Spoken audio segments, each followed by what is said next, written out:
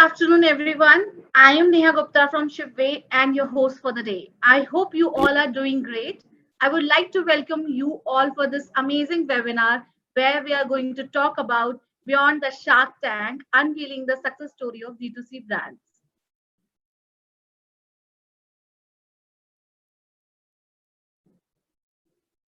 Today's event is brought to you by Shipway, a shipping automation platform and awarded as Logistics Startup of the Year.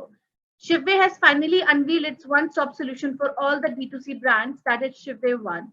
Compact solutions of 5 different apps into a single platform. Now brands can partner with Shipway and leverage its plethora of post-purchase offerings such as courier aggregation, shipment intelligence, tracking notifications, fraud detection, returns and exchange without having to offer different apps for different functions. At Shipway, our aim is to bring our entrepreneurial community some of the inspiring stories, expert advice, insights, latest trends, learning opportunities from D2C ecosystem. Now, I would like to give a big shout out to our co-powered by session partner, AdYogi. AdYogi is a performance marketing platform that allows centralized campaign management across platforms such as Meta, Google, marketplaces like Amazon, Flipkart, and Myntra. Offers best-in-class catalog and ad automation features, deliver efficiency and profitability to D2C, e-commerce brands, and performance marketers.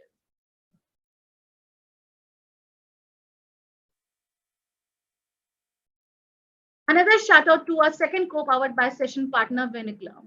As a market-leading SaaS omni-channel software provider, Viniclum empowers brands to seamlessly syndicate and list product data to expand their reach through their own web stores, online marketplaces, and social channels, managing orders and inventory across channels while enabling fulfillment from one point across the supply chain. Their product suite also enable brands and companies with a ready technology stack to set up B2C and B2B marketplaces. With over 400 satisfied customers, their cutting-edge deep tech software product suite has earned them a place among the elite global supply chain competency cohort of AWS. And the company is widely acclaimed by leading industry analysts and customer review sites such as Gartner, Forrester, G2, etc.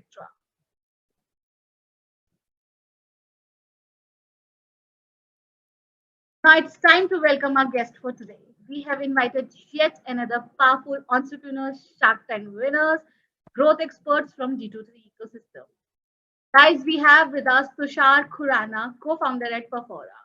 An undergraduate from SRCC, Delhi University, spent 5 years working across business development and strategy roles at startups like Oyo Room, Gulfit, Akiva Superfoods, before taking the plunge to build Perfora in late 2020. Perfora is an innovative oral care brand which offers products that are safe, effective, and well designed to elevate the everyday oral care experience. Outside of work, he likes listening to podcasts, reading, and catching up on all the mixed workouts. A very warm welcome, Tushar. Thank you, Neha. Very glad and excited to be here. Great. Now we have with us Akriti Rawal, co-founder and CEO at House of Chicken Curry. Akriti brings a unique blend of strategic marketing expertise and passion for preserving traditional art forms. Hailing from New Delhi, Akriti honed her skills at King's College London and Imperial College London, where she earned a bachelor's degree and master's in strategic marketing, respectively. She recently participated in highly acclaimed Shark Tank India Season 2, where her D2C business model and unwavering dedication to empowering artisan community caught the attention of four investors, including Aman Gupta and Piyush Bansal, resulting in secured funding. Akriti's mission is to preserve the glory of the art of chicken curry and provide economic and social empowerment to artisans by guaranteeing the authenticity and quality of their handcrafted work. A very warm welcome, Akriti. Thanks, Neha. Looking forward. Great. So we are thrilled to have you all join us today. Gear yourself, guys. Fasten your seat belts. Let's start the session with a great energy note.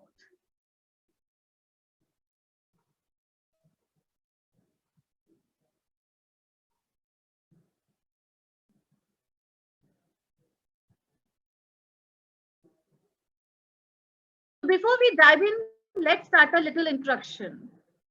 So, Akriti, can you tell the viewers about your journey as an entrepreneur? How did you get started in D2C space? Yeah. So my journey started in October 2020 with my mother, who's also my co-founder. And she was 48 when she decided to get into this journey of entrepreneurship, and I was 24. I had completed my master's in 2019 and had come back, and I was working with a fashion startup. And I mean, unfortunately, at that time, COVID hit. So I kind of left my job because I had too much free time on my hand while at my job. So yeah, I was pretty much in the zone of figuring out what I can bring about, and that could have a deeper impact. And I was in that zone trying to find that the right idea for 6 to 7 months.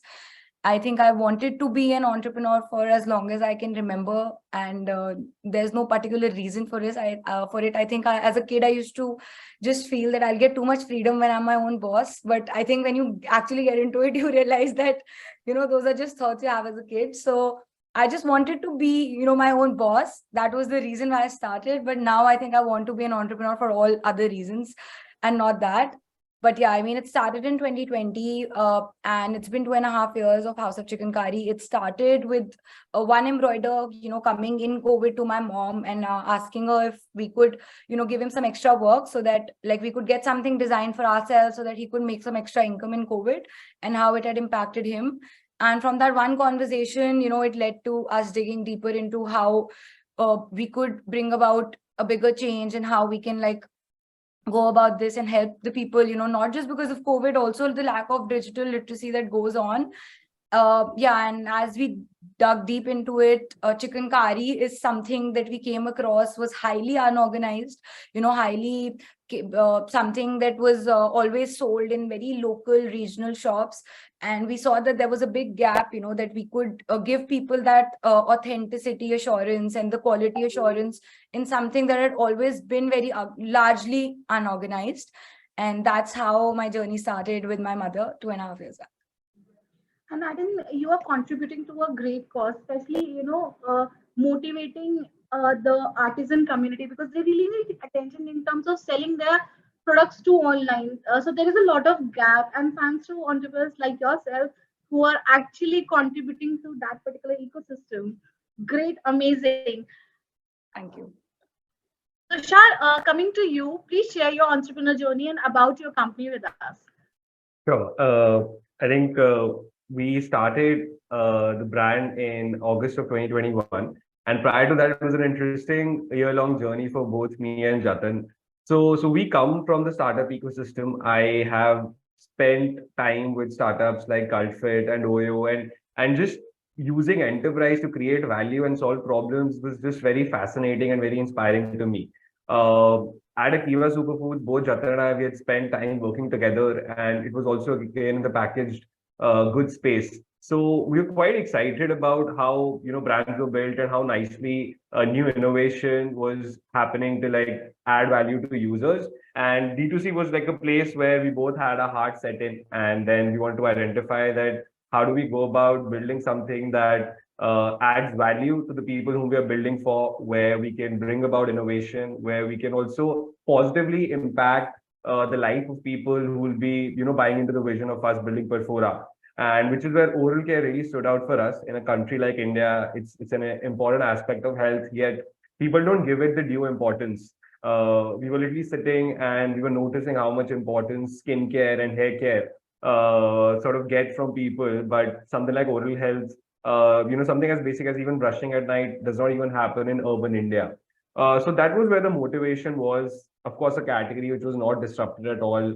Products were not up to the mark of what, say, a modern consumer deserves and needs. So that was our motivation, and it's been almost about 2 years now. It's been a great journey. Of course, we've had our highs and lows, but have had a thrilling time. Have learned so much. Have been lucky to have so many interesting people come on board. But we're like fundamentally on a mission to build oral care which is safe, effective, and which can make this entire chore of oral care really exciting for people.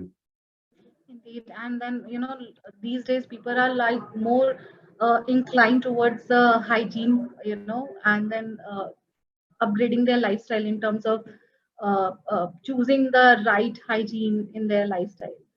So thank you so much for sharing your entrepreneur journey with us. Really being a pleasure hosting you all. So, guys, before we jump on to the next question, I request you to post your questions in a question tab, not in the chat sections, or else they'll get missed. So, moving on to my series of next question, entrepreneurs face a range of challenges when starting and growing their businesses. So, what are some key challenges you face starting and growing your business? How did you overcome them? Akriti, we can start with you. Yeah, so I think I always like to see it in three phases. It's like when you go from 0 to 1, 1 to 10, and 10 to 100, like you can just divide it into three broad, I would say, challenges, at least in my case. I don't know if it was the same for Perfora or other startups out there. I think 0 to 1, like the biggest challenge for us was obviously like building that trust. A new brand just comes out there. Even though like we were lucky enough to not have enough competition within chicken curry, we were still competing with the Fab India. We were still competing with any Indian wear brand out there, and we wanted to take away their, we had to stand out and get the attention and build the trust amongst brands that have been there for about a decade or more, right? So I think that was the biggest challenge, from 0 to 1, to how do you also the product market fit, it's a niche, like we're in a niche. So is that niche even something people are fond of? Is it something just me and my mother, thinking that? So I think that the product market fit and sort of just beginning that trust is the biggest challenge. And then it's 1 to 10, where you really have to enhance that customer satisfaction. Like once you reach that product market fit, it's more about taking the right calls, even if that may affect your P&L, to satisfy the customer, because only then can you think of anything ahead. So that involved a lot of customer centric decisions for us, like things that I said I would never do. Like when I started, I would say I would never do COD in India, right? Like I knew the challenges that come with it, and then I'm going and telling the team, okay, now we have to do COD, right? So things like that, when you say that you won't do something, but you have to do it because that's what the customer wants. So I think it's a lot of customer centric decisions, keeping in mind, customer satisfaction has to be something that you continuously grow during that phase. And now we're in our journey from 10 to 100, and I think scaling becomes the biggest challenge. Having that continuous repeat, making sure that you're not just spending on performance marketing, and you're having a healthy community, that's coming back, that loves you for everything that you do, your product and the services, and that believes in you, right, and your vision. So I think, these are pretty much the three challenges. The third one we're currently facing, so I won't be able to tell you how I've overcome it. I'll come back next year and tell you. But the first two times, how we product market fit was obviously we were very conservative. How we took it, how we looked at it was not spending much till we've received that validation and product market fit, where we've received enough validation from our customers themselves. So we took every decision very slow. We didn't even have a website for the first 10 months, and this was a very strategic decision, that let's build that community first, and if there is enough love, then we'll be tired doing it manually anyway, so we'll know that it's time to now bring the tech on. So it was very consciously slow. And the second, we didn't spend enough money. And the second year, when we had a website, and we took a lot of the COD, offering free exchanges and return sort of decisions, which I was very against. So you have to evolve, and you have to, as you grow, figure out how you can make your customer happy, because at the end, that's the goal. And only then will they come back. So that's my little whatever journey on the challenges and how we overcame it. Great. And Tusha, we would like to know your insights as well. Sure. So challenges, initially, it just starts from everything. It's very interesting, and we were very fascinated that, we want to build a D2C brand. But really early on, cracking that customer insight initially was a big challenge as to what is it that, today the customer is sort of missing. And I think we spent a good time speaking to about 400, 500 people across calls and questionnaires and Zoom calls to sort of really get that done. Of course, that was very exciting. That was an exciting challenge. But post that, even when our time, it was we were doing our entire product R&D from October 2020 up to August 2021, when the entire world was shut. So there were literally times that we were doing an R&D at a lab, but you had the second lockdown sort of coming in, and then there was no way for a month for us to travel, or we had to then arrange those passes of emergencies and ensure that we're able to travel to get those testings done, to get those tastings done, to ensure that we're sort of being able to get a product out. And I think when starting out, there are a lot of things that you're doing for the first time, and you end up making mistakes, which you of course don't want to, because each mistake that you make ends up costing you money. But product development again during a COVID time was like a big challenge for us. Finally, when we had everything, we had the website, we figured out what the product is, we had the first set of products. But again, due to COVID, for 15 days, we could not start selling. So we're sitting now where we're ready with the website.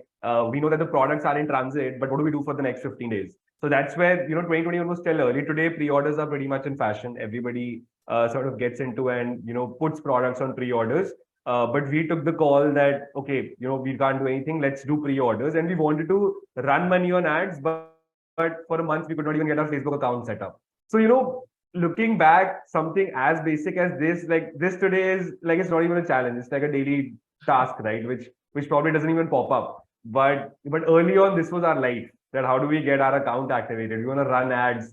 Postpaid is not working. And of course, because of COVID, you could not really walk into any office and make things move.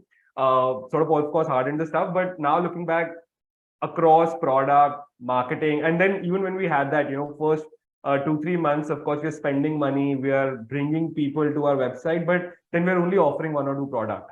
So then it realized that when you bring somebody to your website, you're spending money. So if somebody's coming to your store taking the effort, you have to offer them 10-15 things. So all of these actually challenges became opportunities. We executed on the opportunities, and that's how we've grown. And which is why in like the 2 years we've sort of gotten to where we are. But initial challenges, if trying to like keep it really relatable for people who are just sort of going to go start out, I think it is a lot of first principle thinking that we try to have in place. And even after having that and having like 5-6 years of experience, we still ended up making a lot of mistakes. So which is of course a part of the process, but it's very important for you to be excited and convert all of them into opportunities to continuously build on that. This is amazing, and I think COVID has given the opportunity for the D2C brands to survive and thrive. So they have, came out with a lot of experiments in terms of engaging with the customer, from bringing them to their website, and then retention, acquisition, retention, and then working with them and working on their life cycles. Like really good to know about that. Moving on to my next question, standing out in a crowd market as an early stage D2C entrepreneur can be challenging but achievable. So how did you differentiate your brand and products from competitors, especially when you are starting out? Any tips for early stage D2C entrepreneurs to stand out in a competitive market? Tushar, Akriti, you can jump on, anyone. Tushar, do you want to go first? Sure. I'll go first. So very relevant for us. We are in a market where we literally got very, very big players who've been around for maybe 100+ years. So I think if you enter a market like that, it is very, very important for you to build a clear right to win for you as a brand, and a clear right to believe that the customer will have towards you as a brand.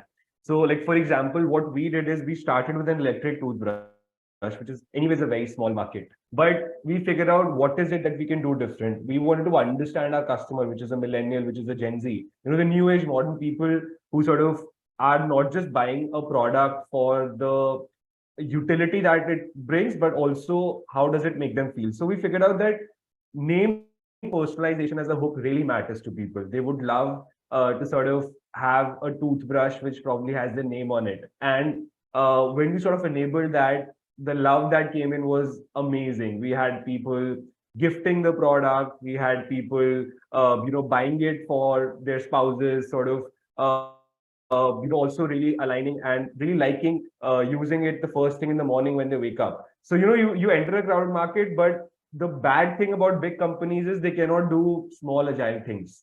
Like we could do that. So, we're the only toothbrush in the country who provides name personalization. Second, when we came to a few of our other products like our toothpaste, we ensured we want to do like a really clean product. Wherein today my face wash is SLS and paraben free. my shampoo is SLS and paraben free, but my toothpaste still contains SLS and parabens. So, which is absolutely clueless. Like it should not be like that because it's something that you end up ingesting. So there again, we innovated on the ingredients and also how we designed the bottles. We actually went back and customers also took some time using to it because our toothpaste completely looked like a sunscreen tube or it did not look like oral care. It looked like sort of a skincare product. And the reason we want to do that is because we wanted to make oral care important. And how do you do that? You try and show that you make the entire user experience very interactive, very engaging, very exciting.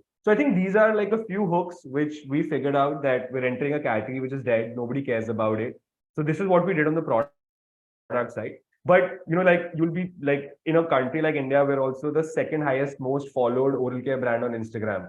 And by the end of the year, we'll be the most followed oral care Instagram brand in the country. So why I say that is because what your legacy brands don't understand is they don't understand how to communicate digitally.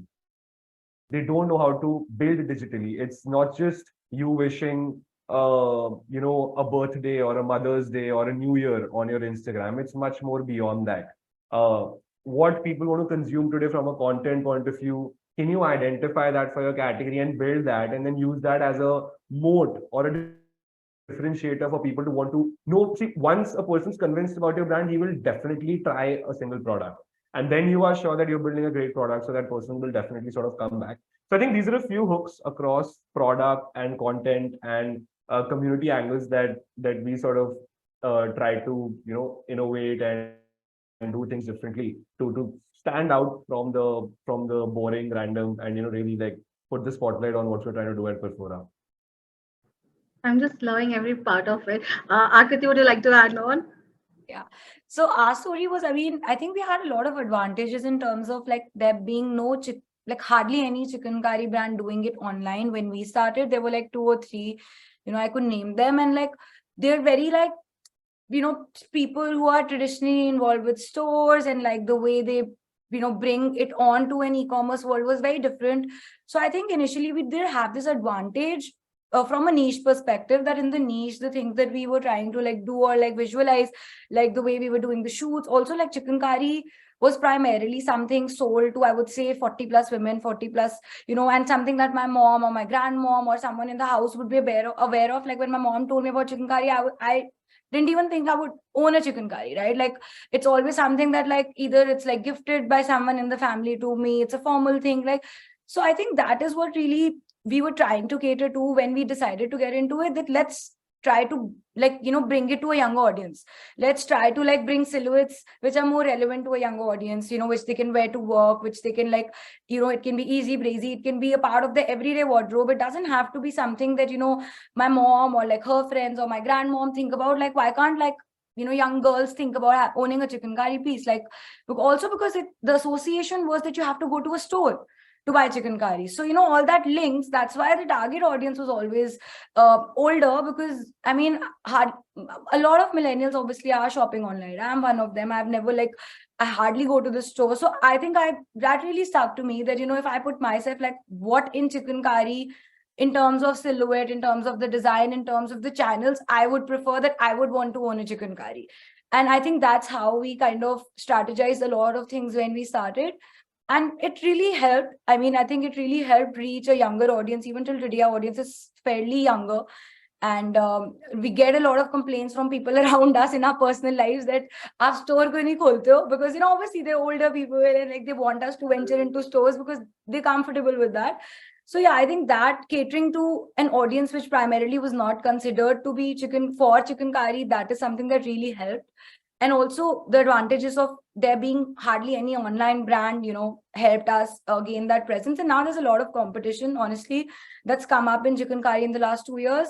But I think now we're like, we know that we have a certain community that, that is fond of the products we make, and we constantly try to improve that customer satisfaction that I was talking about earlier. Also, we constantly focus on our designs, that, how are we innovating and bringing newer things. Like last year in winter, we did velvets and chicken curry. No one has ever done velvets. Like when we spoke to our suppliers in Lucknow, like, people who work with us constantly, our manufacturers, they said it's not possible to do chicken curry on velvet. We said, no, it's possible, you try. So we had sent them samples, like sampling was done in Delhi, and like, so we are also trying to constantly evolve, like, how can we bring that freshness to make it more relevant and make it, like, more relevant for a younger audience and for people who are shopping online. How do we bring the price point in a bracket which caters to an online audience, because offline works very differently, right? So yeah, we're constantly thinking about how to do things in a newer way, and just, yeah, we're at it, so let's see. Yeah, definitely. Innovation is the key, and of course, the personalization part of it. So I'm raising my next question to you, Tushar. What strategies you found most effective for acquiring new customers in D2C space? What were your marketing strategies or tactics prove effective to you? So very interesting, because that is the biggest problem for every business today, especially at the customer side, right? Because you have to acquire like a lot of users. So a couple of things that we've tried to do. Of course, uh, the most basic thing, we do a lot of paid efforts across Facebook, Instagram, and Google. But now when it comes to investing behind Instagram, it's very important that we identified what are some of the problems that people are facing. Being a new brand, we knew that teeth whitening as a concern is something that a large part of the audience really wants to solve for. But they're probably not aware of it, or they're not able to get to the solution really well. And one is then, and it might not be a very active concern, right? It might be somewhere subconsciously staying in your head. So how do we proactively get the customer to think about it? So which is why if we do an ad, we'll probably target somebody who drinks a lot of coffee. But then the call out will be like that. That's the problem. If you're drinking 3 coffees a day, it will stain your teeth. And you sort of want to solve. So you clearly call out a problem or a daily task in a person's life, and your product is then like the solution. Similarly, somebody who smokes or somebody who drinks a lot of wine, that's where sort of teeth whitening falls in. Similarly, like for a lot of people, just brushing sort of is very monotonous, or they find it like really boring, or they're like, okay, it's like sort of like a chore. So can we create content where we can really build aspirationality across the category? So, we did create content and videos like that. Third thing, like specifically in our category, again, and we've done hundreds of such experiments. I'm just trying to like enumerate a few examples here so that one can relate best. So anytime anybody sort of gone to a dentist for a cavity or a root canal filling or an implant, one is the massive pain, and second is the massive cost that you sort of end up incurring. But how nicely can we put it in a static form or in a video form or in a carousel form, wherein you are spending time on your social media, but this pops up and then you can relate. So I think even organic and inorganic content, organic and paid content, how much relatable can you make it for your person, and how attuned you can keep it so that it blends into the other content you're watching. That you only get to know it's an ad when you go and you're like, oh, okay, sponsored, like how I. So, that is how sort of it should blend in. So that is one thing that we did on social media to acquire users. And it's very tricky, this debate, and I still don't know what the answer is. Acquisitions bigger or retentions bigger? Because for all consumer brands, like you read about Coca-Cola and they're like, retention's nothing. You have to solve for reach and distribution. Only 2% or 3% of your users will stay back and probably keep at it. So you ensure you reach as many people as you can.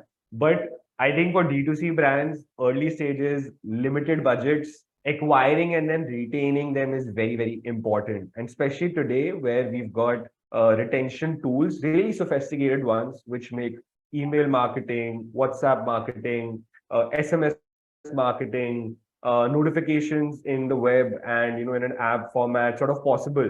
And then again, how do you make it more conversational with people? You're not just spamming them, but you're also actively thinking about solving a particular aspect for them, or educating them better, or creating content which they'll also like consuming and probably will add value also. So I think acquiring customers for us has been about communicating our solutions and what problems they solve in a repetitive way, in a unique, innovative way. And of course, when you get to those tools, you have to target nicely. You have to figure out, okay, who is my customer? What is their age? Where do they work? How much do they earn? What are their interests? What are the sort of brands that they consume? And once you identify all of that, then targeting also becomes easier. It's not that, you can just target to everybody. You find your cohort and then you find lookalikes of that cohort and sort of, you go there. So we've done a lot of this early on in our journey to try and identify that. Today, we're at a level where, of course, acquisition happens a lot. And of course, in our lifetime, Shark Tank's been a big customer acquirer for us. We have, can't even say more about how much customer acquisitions happened for us at literally zero cost. So which is why today we've become a company who's like, we got to retain, we got to retain, we got to retain. But yes, retention is something that we are massively focusing on today, but we'll get to that. I think your question was around acquisition, but that's a bit of what we've done. And other than outside the online world, we've actively done offline pop-ups. So you talk about a WeWork or a co-work, or Gurgaon has so many high-rise societies. They keep doing farmers markets or artisanal markets. We make sure that we are there so that people can have a look and touch and feel of our product. We can tell them what we're trying to build, what problem are we solving, why should they upgrade and stop using, what they actively are. And then yes, influencers pretty much out there. Influencer in a way also, what you're doing on Instagram is you're running an ad, you're putting money behind it for your brand to become discoverable. An influencer with whatever following he or she has will put your product out to her reach base. And if sort of she talks or he talks nicely about it, their audience will look at it. They are sort of getting aware about your brand. And general funnel metrics, we want to bring people to the top funnel and then keep them and ensure they go down middle, then bottom, they buy, and then we're retaining them. But across online, offline, different sort of strategies, these are the things that we've done early on. And the better you get at this, the lower the acquisition costs get. But it is hard to keep the acquisition cost low. Yeah. Indeed, the EDA funnel. So, Akriti, what tactics or program do you use to encourage the repeat purchase and foster long-term relationship with the customer? So, yeah, I mean, like Tushar covered, I think, most important parts of acquisition. Just, I think what differed in acquisition, I'll just like to mention it. We didn't have much budget to start with, right? So, like, we heavily focused on micro influencers to build that sort of community, and we didn't have the budget to pay the big ones. And not even micro, I think we went mini micro. We went to people who had like 500,000 followers. And I remember, like, I would like sit and like see like the people, try to find people who had good content, but they were not necessarily influencers, but they would give me good content. So we started out like that. And honestly, I think that's something that's worked really well for us. Even today, like, we've built that community using like some like our now, like the rule we follow is like our customers are influencers, right? So if you, for example, have 500 or 1,000 followers on your Instagram as a normal person, or say less than 500, those people are your family and friends. So whatever you're posting, there will be 2 or 3 people who might like it and ask you, right, that, oh, where did you get this from? So I think that's the rule that we follow now, that like there's a lot of our customers that we work with, who give us beautiful photos. So next time we'll be like, we'll send you something and, you wear and like show it. So that's worked really well for us. That also helps us as a new brand, the last 2.5 years, not spend a lot on influencer marketing, but also still get the right content and also like having that community feel around our brand. And yeah, I mean, so in terms of acquisition, that's really helped us without spending big bucks. And yeah, for retention, we've honestly just started focusing on it. Like I said, like this is the year where we're really heavily focusing on retention. Also because like Tushar said, Shark Tank has brought so much traffic to our websites after Shark Tank that we have, hello? Yeah. I was saying that like Shark Tank has brought so much traffic on our websites that we have to like, take efforts to retain the same. So yeah, I mean, now we started exploring with a lot of tools. Some people have actually asked in the Q&A, which are some of the tools. So, I mean, I've heard that WebEngage is really good. We currently not with WebEngage because it's a bit expensive for us, but I've heard WebEngage is really good. MoEngage is something, MoEngage, WebEngage. On Shopify, Wixo, Contlo, all these people are directly integrated with Shopify websites. So I think to name which one is the best is really difficult because I think a lot of them are catering to particular scale as well. Like, WebEngage and Clever Tap and WebEngage, I think, cater to a lot higher scale. So that's what that's the review I've received from people. So I'm just passing it on. And yeah, but you can check it out. There's a lot of them working directly with Shopify, a lot of them, working for bigger scales. And definitely it's important, we've realized that we consciously, honestly, never focused on retention before this because of all the, things that Tushar said. It's really important for new brands to focus on acquiring and, understanding the customer insight from all those new first acquisitions. But I think we were heavily focused on product.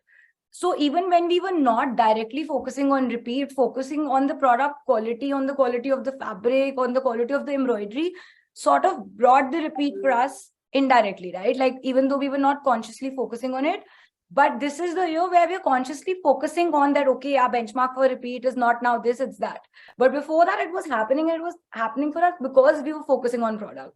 So no matter what retention strategies you try, like, I feel if the product is not right, people are not going to come back. And it's, I think, basic logic. Like, would you go to a brand if you don't like the quality? You have to think, you have to put yourself in that position, right? You would not go shop from any brand in the world if you're not happy. If you're not happy with the quality, you would buy it once. Maybe in fashion also, maybe they don't even return it, right? Like, maybe they just keep it. So many times people are just like, le liya, chalo, like, we'll wear it once. So in fashion, to bring them back becomes so important because people might just keep that in their cupboard and then never come back to you, because it's something that really is, I think, correlated in fashion to the quality of what someone receives. Amazing insights. I'm definitely sure that people are gonna love about it, and whatever insights you have shared, they're definitely gonna resonate with that. So moving on to my next question, fulfillment and logistics can pose difficulties for early stage D2C companies. So how do you handle fulfillment and logistics for your business? What strategies or partnership have you implemented to ensure efficient and reliable order fulfillment? Akriti, we can start with you. Okay. So for logistics, we are currently, I mean, since the start, we're partnered with Delivery, and for international, we're partnered with DHL. And I mean, yeah, it's both the logistics companies and the decisions are going fine as of now. I think DHL, I would just like to say that worldwide, if anyone here is shipping globally, DHL might be really expensive, which was a call that we also took after a great thought. But I think it was one of the best decisions because if you look at the global audience, they don't trust, like, when you're an Indian brand, automatically there's a doubt, okay, about you, that, okay, Indian brand shipping to worldwide, will we even get our parcel? That's the number one doubt, okay, because they think all Indian brands are frauds. And secondly, then when you're partnering with a logistics company that they've not heard of, for example, or Delivery is now doing international also, but they've never heard of it, right? So I think that sort of, there was a trust gap when we started on initially with other logistic companies. And we received this feedback, in fact, from our customers that please ship via DHL. And some of our customers started telling us that please, for us specifically, just send it through DHL. And that's when, like, we gained that, okay, like, it may not be important to us and it may be expensive for us, but that's what the customer wants. So I think for anyone shipping globally, DHL can be a good decision to build that initial trust. Now, like, now after 2 years, we may shift or may change once we have enough audience there. But I think that initial hesitance of someone shopping from you can be removed by having the right partners. Even PayPal, for that matter, really helps because they feel protected. They feel that, okay, if DHL is shipping it, if PayPal is doing the payment, our money is not going to get lost anywhere. So I think those decisions are important depending on which audience you're catering to. And in India, it's a similar case, right? Like, if people trust a particular shipping partner in a particular state, we haven't reached that stage yet, but there are particular regions where a particular shipping partner is known to have, like, faster deliveries or better trust. I think it's really important to eventually have the vision to go towards what the customer wants. And I think that's really important in the long run to keep in mind. Otherwise, I mean, there's a lot of, I've heard, like, great reviews about Shiprocket, Shipway, like, from people who are using it around me. So yeah, I mean, but my experience is pretty limited to just 2 partners, so I won't be able to add much, but maybe Tushar has better inputs. Tushar, please share your reviews as well. Yeah, for us, really we were clear that we know how to build a brand and we want to focus on product and selling. We've had our warehousing and operations outsourced since almost day zero. So we actually switched between warehousing partners. We started with somebody, now we're with somebody else. But the entire advantage of having a warehousing partner is that you can scale up and scale down things as you like. So, and luckily for us, we've been able to scale up and we don't have to worry about the manpower and the day-to-day problems or challenges that come with running a warehouse, right? Because there's a lot of people management and other process management that one needs to do. So we've had our warehousing outsourced since day zero. We earlier worked with a aggregator for last mile deliveries, but again, we offer COD. So, RTO has always been a challenge. And what we've learned in our journey is that working directly with one of the partners. So, we work a lot with Blue Dart because they really promise on time delivery, and the customer, that's what the customer wants. The customers, and luckily for us in the business also, 70% or more of our orders are prepaid. So once you're a prepaid customer, you're automatically expecting really good things because you've done everything right, and now there's no reason for you to not get exceptional service. So in our experience, we've seen that having like a direct shipping collaboration has worked out really well for us. Of course, we have others also, but a big reason why we've been able to solve RTO, and we really operate at like less than 5% RTO at a blended level. And like a big reason for that, of course, is on-time delivery and on-time packaging and on-time dispatches that sort of happen, which is what working with an outside outsourced warehousing partner and with like a shipping partner directly has sort of enabled for us. In addition to this, there are again a lot of intelligence tools that we use. There's a lot of non-delivery report calling that needs to be done. There's a lot of abandoned cart calling that needs to be done. And again, one gets to this. It's a step-by-step process. We did not have everything on day zero. We solved one thing and then got to the other one.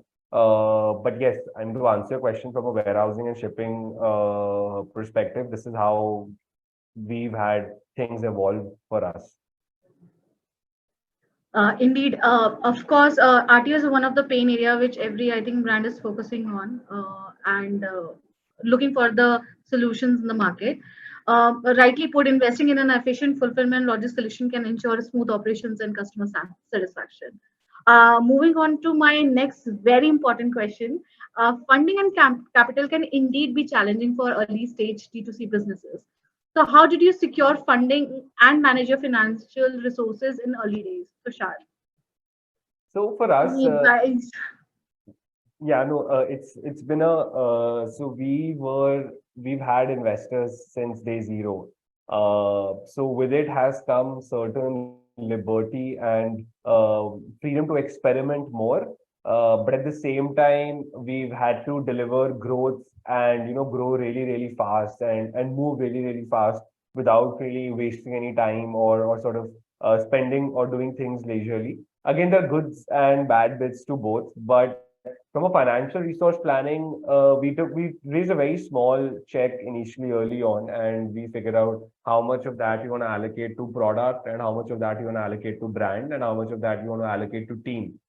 We stayed very, very agile and small. I think for the first 6 months, we were just a team of 4 people. So me and Jatin, the two of us, and there were two more people.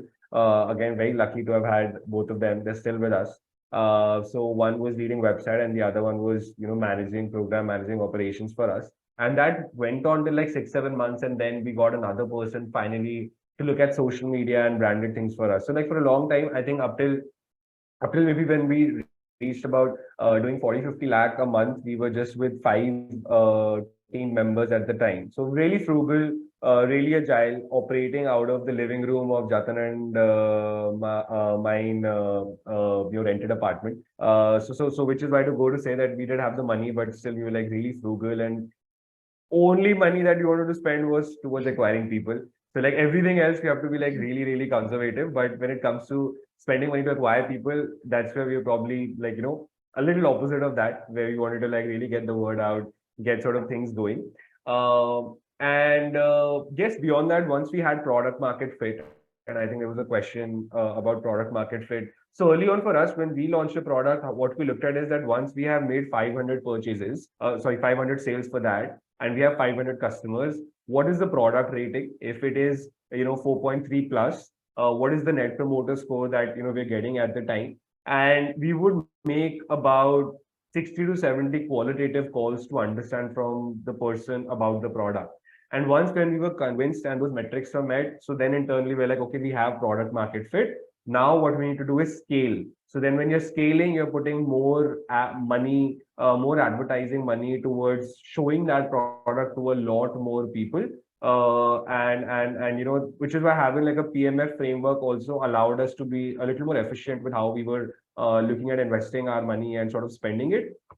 But yes, once we were able to go through that and raise like a larger seed round, then we got more liberty to like do 10 more products. So it's again, it's sort of been a journey to now a level where we're roughly about 35 people and we have more investor money in the bank and we can make a lot more growth experiments. See, I think the biggest comfort that we've had is that we've always looked at investor money as money to run growth experiments. Because running those experiments is important. Failing is equally important. You fail more than you succeed, but when you succeed, it really translates into you then doubling down and taking that particular aspect almost 10x, 15x, 20x, within a period of like 6 to 12 months. And which is where like sort of magic has happened for us in our short journey so far. Great piece of information. Akriti, as per you, what are the key elements that should be included in a few minutes startup pitch to make it more compelling and impactful to the investors? So honestly, from an investor point of view, I won't be able to add much because other than Shark Tank, we haven't really done an investor round. Shark Tank, we're bootstrapped, and Shark Tank was the first time, we went and faced investors. And I think it works slightly, in a lot of ways, actually not slightly, in a lot of ways different to what an actual pitch or actual, to investors outside Shark Tank might look like. So, but I think a few things from my experience, I mean, Shark Tank or like, just seeing other startups around me. I think for D2C brands, it's really important for investors today to see like obviously the product market fit, but also like a sense of sustainable like growth eventually. Like they need to see that your customers are coming back. I think so repeat is a metric that everyone's always asked me about, like, or like I think they really place emphasis on, because having a strong repeat shows that, okay, even if you manage to get just 100 customers, it's okay. But how, out of those 100, you manage to get say 30, 40 back, right? So I think that's one metric that I feel that it's really important to investors today. Also, D2C brands, like they prefer, I would say, I mean, in our category, at least in fashion, competitive categories like fashion, D2C brands to be on a profitable like journey and not be burning money, because it's so competitive in our industry that if we go down the route of acquiring more customers by spending money, it's just something that a circle that will never end. So I think like some of these things are like the basics of, I would say, like a fashion industry, because of the nature of how it is. Also, it's very trend driven. So to continuously have a repeat shows them that you're not just like, capitalizing on trends. Like, you're not there today or not there tomorrow. Like you have built something sustainable that your customers come back. So the very nature of fashion business is based on trends. It's very cyclic. So I think it goes against a lot of thoughts that investors have. So I think to focus on what is like your real USP as a brand, particularly if someone has a fashion. I think a lot of people have fashion businesses who are attending calls, because I'm seeing a lot of questions. So particularly in fashion, I think it's really important, if you do decide to go down by the investor route, to focus how you're going to leverage whatever, like, acquire more customers, but still do it in a profitable way. Okay, maybe you're not profitable today, but eventually the vision has to be to turn profitable, right? Like you can't have this thinking that I'll keep acquiring for 2-3 years and like dekhi jayegi. Like, you have to have it in your vision. The end goal has to be a profitable business in fashion if you're deciding to go down the investor route, and focus on that repeat. See like how you can build the repeat. If the quality is a problem with your customers, improve the quality. If the delivery is a problem, improve the logistics company. Like, listen to the customers and focus on the repeat. That would be my take on it.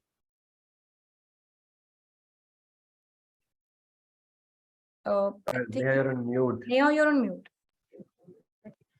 Great. This is a very critical piece of information. Definitely, it will help all the entrepreneurs seeking to raise funds and grow their businesses. So a lot of people have asked questions in a questions tab. So almost 38 questions are there.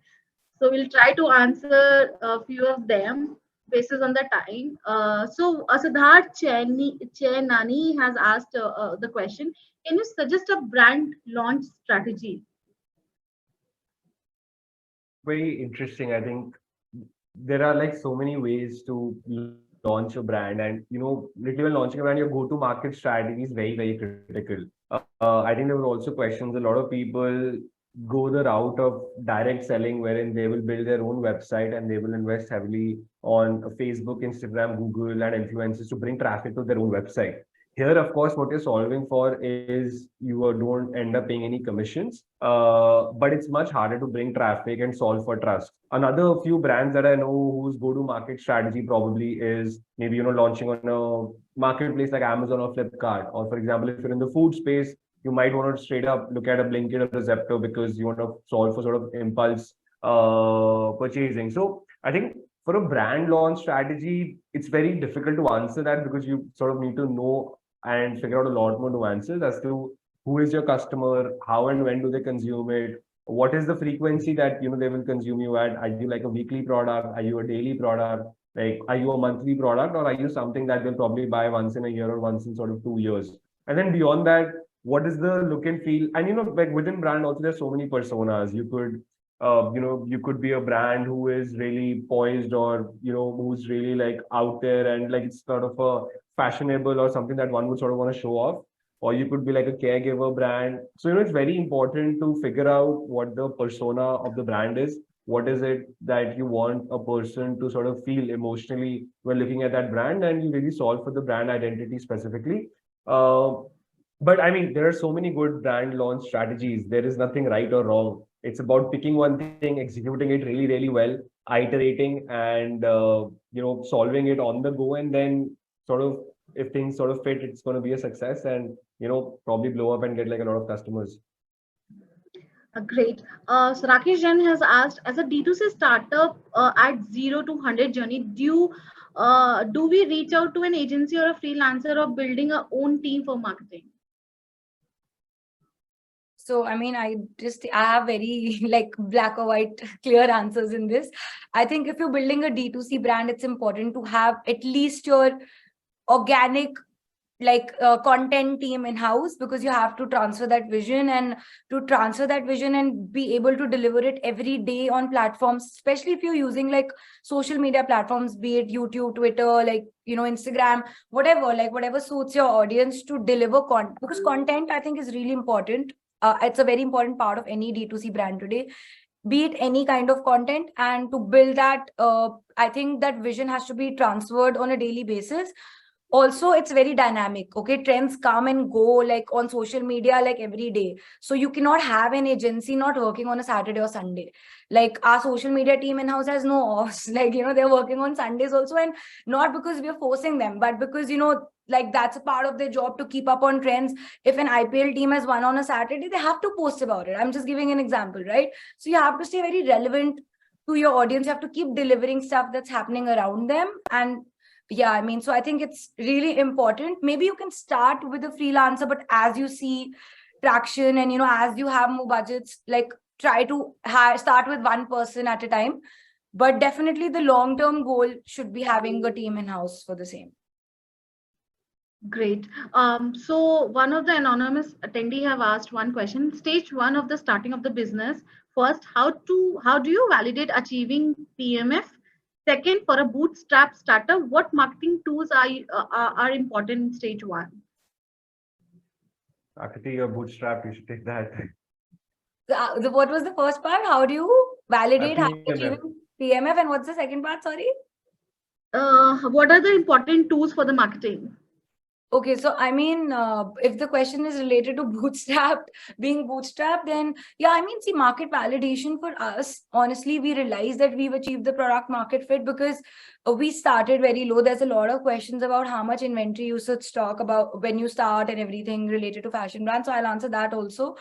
I think we started very slow, and that's the difference, right? Like, when you're funded versus when we are bootstrapped, we, like Tushar said, a lot of things had to happen and we delivered quickly for them. And that's a choice they took. The choice we took was take it really slow. It's fine. Like, let's first understand if there's enough love and everything. And at every stage, we sort of realized that, like, he had a small team, we had a small team as well. So like at every stage, we just sort of realized that, okay, now 2 people can't handle this anymore. Now 3 people can't handle this anymore. Like, so every stage, the number of hands were becoming less to take the workload. And we realized that, okay, for delivery, we need another person in our team, maybe for packaging, because our warehousing is also with us, right? So for managing the warehouse, we need another person. So I think market validation, I really can't pinpoint कि आप इतने orders कर लोगे तो आपको मिल जाएगी, that आपका product market fit है. It's a lot of things. It's the team growing. It's you ordering something that you were ordering in 5, now ordering it for 10, then slowly 20 people, then 100 people. So I think it's a lot of little decisions that you take. Like, you know, you feel कि ये 5 हमने manufacture करे, 5 sold out हो गए.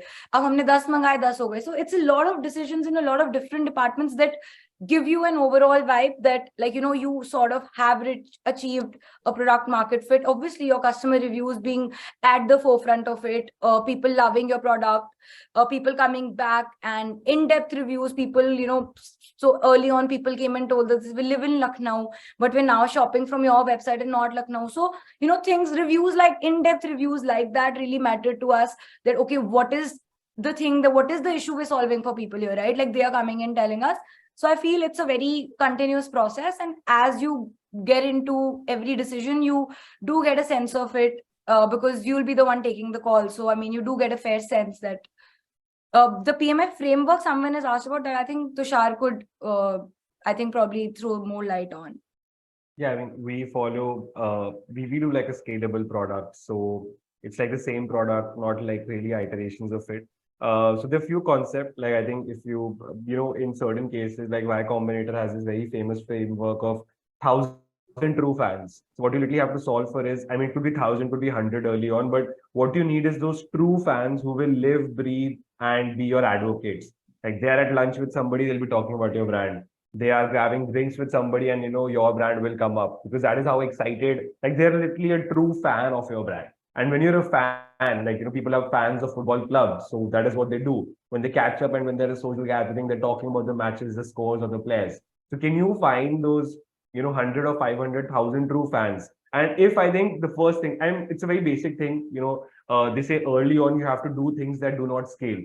So finding these 1,000 true fans, not talking about thousands or lakhs of customers right now. Just take a target of 1,000, and can you find 1,000 true fans who will live, breathe, and swear by your brand? And like, literally, this you get when you'll probably see somebody complaining about you on an Instagram post, and the brand doesn't have to respond, because 2 people, customers of the brand, respond back saying, okay, this is how it's to be done, or this is so I think from a PMF perspective, from a customer love perspective, PMF is always done on a smaller scale, because what you're trying to do is, okay, can I get X number of customers at a specific budget, to sort of say that, okay, there is a demand, because it's not that I have to like literally pay to get this customer. If I'm spending 1 rupee, I'm getting 3 or 4 rupees of revenue. And this is happening at a smaller scale. So, PMF is always done at a very small scale.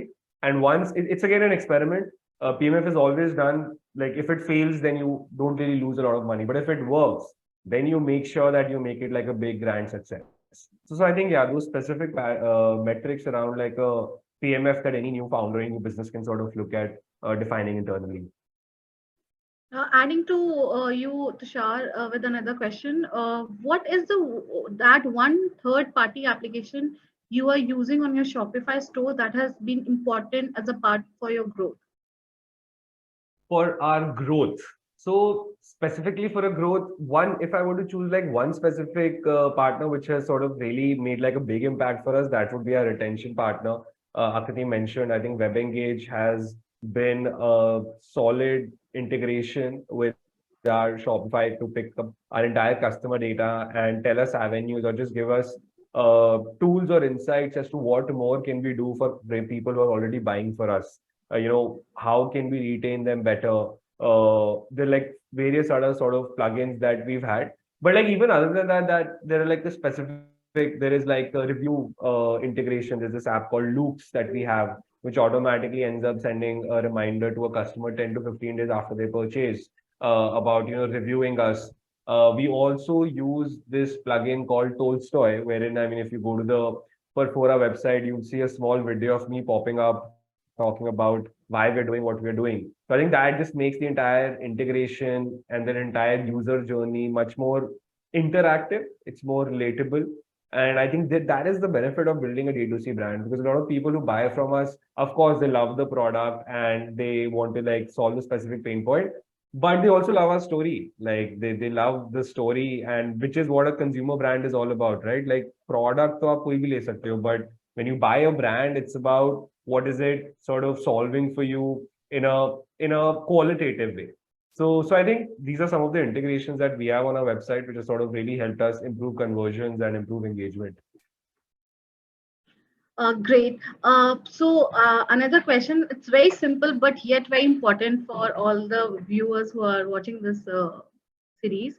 How without website you got the customers and your first order? Is this for me? Because we didn't have a website. Okay. That has to So, be yeah. free. Yeah, I mean, so, we had an Instagram page and we took orders on Instagram. I mean, I personally only took orders on Instagram. But one thing I think I was pretty clear about, and what I would honestly tell a lot of people here, please do that. I don't know how expensive or inexpensive it is to do that today, because I started 2.5 years back. Our cost of acquisition used to be lower than what it is today. So I was very clear about the fact that I have to put money on Instagram boosting. Whether it's, and I'd set a budget of 30,000-40,000 a month, and that was irrespective of like whether I do sales or not, because a very basic logic for this is, if you do open a traditional store today, you will market it somewhere, right? You will put a pamphlet out somewhere, you will put an ad in the newspaper, or tell your neighbors or tell your friends. I mean, when you're opening a store online, traffic is just not going to pop up. Please, I think people need to understand this, because a lot of people come to me with this question that, page bana diya hai, followers hi nahi badh rahe, aise nahi badhenge. You have to keep a budget and that budget is completely up to you, depending on, what your vision is, how fast you want to grow, how comfortable are you. There's enough YouTube videos out there, please go and watch and get an idea as to kitna, agar aap $500 से start कर रहे हो, $100 से कर रहे हो, जितना भी 50,000, 10,000, how much minimum you should be putting. But I think it's important to be clear that without putting the money, the traffic is not going to come. So we did not have a website for 10 to 11 months. So obviously I didn't have any website data, but I used to just put like 30,000, 40,000 on Instagram boosting. And that's how my customers end up like coming on the page and they ended up shopping. So, and one rule, like whenever you start a business, please, family and friends, they're only going to shop for a week. So, you have to think beyond that. Right, you have to think how after that 1 week of your launch, who else is then going to come, and then you have to spend money to get those people. So I think, yeah, just having that open mind and not being scared of spending on paid, because you see all these videos that CAC is going up, thoda to karna padega, right? So you have to start somewhere and then see for yourself.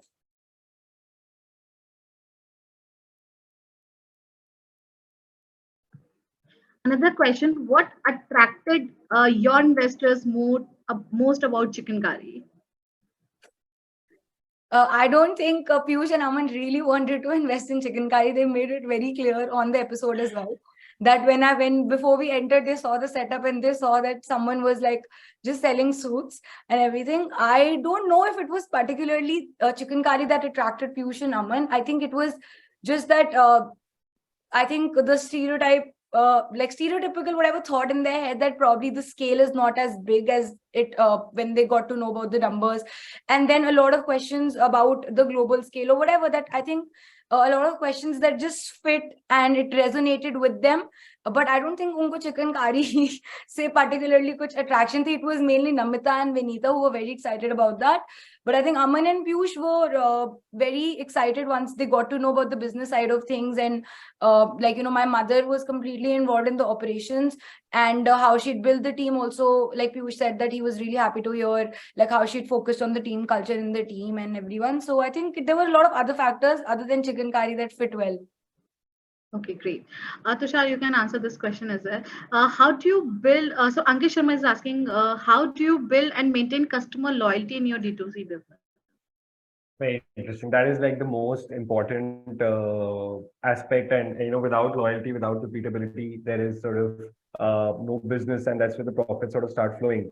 How do we build that is we do a lot of communication to people who've already bought from us. We have an active newsletter that we write every Sunday, wherein we share what we are building. We share about different products, different new offers that sort of we are running. We ensure that WhatsApps and SMSs from our end continuously keep going. That's what a person needs, is that to be loyal, he needs to be incentivized to purchase again, to purchase for himself, to purchase for his family. We also have a loyalty program wherein we give coins to everybody who purchases from us, which then they can redeem on like a fresh purchase that they make for us. We work with this platform called Nectar, and with them we built like a loyalty program, via which we're able to get people to like repeat and buy like more from us, and we just reward like repeat behavior. Second thing, what we've also done to build loyalty is we've really expanded our product portfolio, made an extension which is complementary to each other. So we started with an electric toothbrush, we did a mouthwash, we did a flosser, we did an we did a toothpaste, we did a teeth whitening powder. The entire thought is that once a person's bought from you and he's happy with the experience, what is the next thing that you can create and solve for him? And once he trusts you, he'll of course give you a shot. If the product is great, he'll continuously become like a repeat user of that. In our category, since we are like a monthly product, you need your toothpaste every month, that sort of you buy. So launching newer flavors, having good offers, communicating that proactively. See, because today we don't have the distribution that the large incumbents have, right? They're like probably available in 10 lakh stores. So the next Kiryana stop, store next to you, they sort of solved for. So what we also then did beyond product is also we solved for our distribution. Today you'll find us on a Blinkit, on a Swiggy Instamart, on Zepto. You'll find us on Amazon, Flipkart, Nykaa. We're also sort of now going offline to we're today in 300 odd stores, across modern trade and pharmacies. So this is also, it's very hard to measure this loyalty and repeatability, but you have to solve for the customer. First, we solved for the product, then we solved for more use cases, then we solved for offers and like right price, and now like we're solving for distribution. Of course, we continue to do more products. So I think, which is where I think probably the question was also, is that how do you increase the lifetime value of your customer? These are the things that we are in the process of building, so that we are able to get more money from somebody who's already bought from us. Thank you so much, Tushar and Akriti. There is a lot more that we could have covered and learned. Unfortunately, we are limited by time here. So, all right, guys, this brings us to the end of this wonderful session with our awesome panel experts. This was indeed a value-packed session. I hope you guys loved the session. Once again, I would like to thank you to our awesome speakers and audience for taking out time to be part of this event. Tushar and Akriti, would you like to say thanks and bye to our audience for attending the event? Yeah, thank you so much, Neha, and thank you everyone for listening to us. And I really hope I could add value. And if there's any questions actually that we couldn't take up, please feel free to reach out to either of us, I think on LinkedIn, and we would be happy to help in any way that we can. Thank you. Yeah, thank you. I think Arpita, the tool name was Nectar, nectar.io. You can like sort of look that up. But thank you everybody for joining in. I hope there were some insights or some nooks that you were able to take away from what we had to share. And yes, as Akriti mentioned, please you can reach out on LinkedIn. Would be happy to connect and help in any way possible. Okay, guys, this is not where it ends. We have a lot more events lined up for you. So don't forget to check out our event page. On that note, I would like to say goodbye to everyone who joined us here today. All the best. Stay safe. Bye-bye. Thank you. Bye. Thank you. Bye.